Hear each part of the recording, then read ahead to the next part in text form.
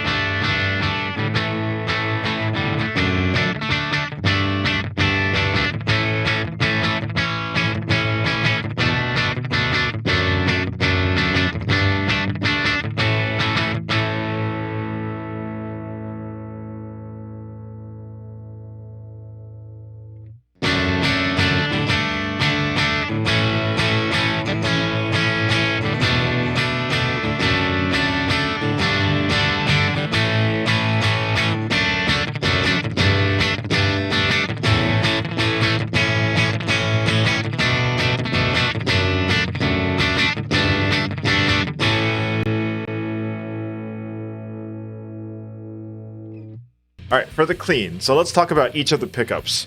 Voice 1 of the Fishmans is, in my opinion, very thin sounding, and it actually does add a little bit of drive just because it is a hotter pickup. I am not a big fan of it, but I think you could definitely make it work a little bit better. I think Voice 2 sounds fine, but I didn't adjust the decibels specifically because I wanted to show everyone the output difference. If you noticed, in Voice 2, for whatever reason, it is just maybe 1 or 1.5 decibels noticeably quieter than the other voice. And that's really weird to me, right? I think it sounds the most balanced in voice 2 versus voice 1.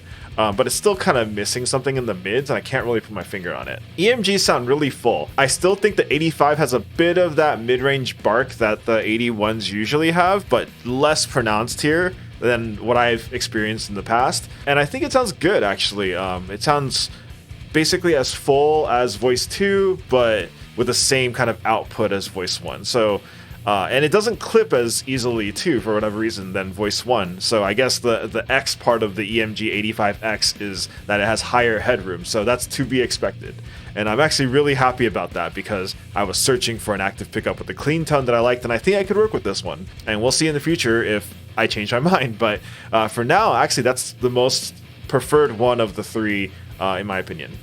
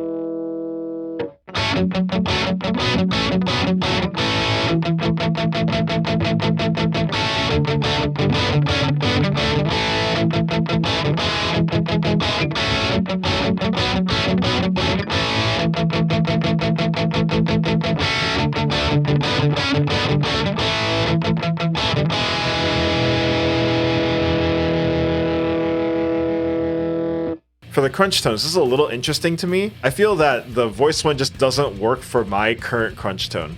I think it's way too... I think there's some weird metallic sheen to it. I don't know how to describe it, but it just sounds really like it's missing some high-end frequency to help like make the treble less kind of metallic sounding. For voice 2, I actually feel like it sounds pretty good and I could definitely use it, and I actually have used it in the past and I think it sounds really, really good. Again, there's something missing in the mids I can't quite put my finger on with voice 2, but overall I can make it work and it sounds really, really good. For the EMGs, this one actually sounds really good to me too. The one thing I will say is that the EMGs make it sound kind of higher gain than it needs to be. I think the Fishmans also kind of do that. They also make it sound a little higher gain just because the output's a little higher, but that's just kind of what you get with active pickups.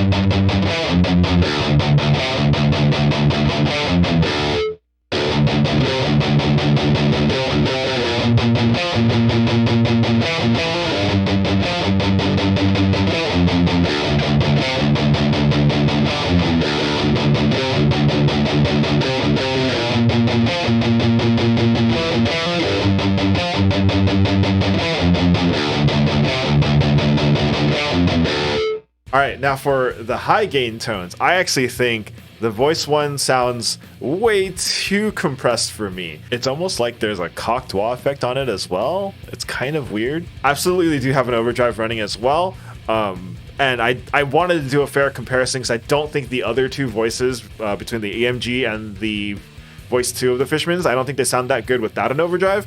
So I wanted to do an apples to apples comparison.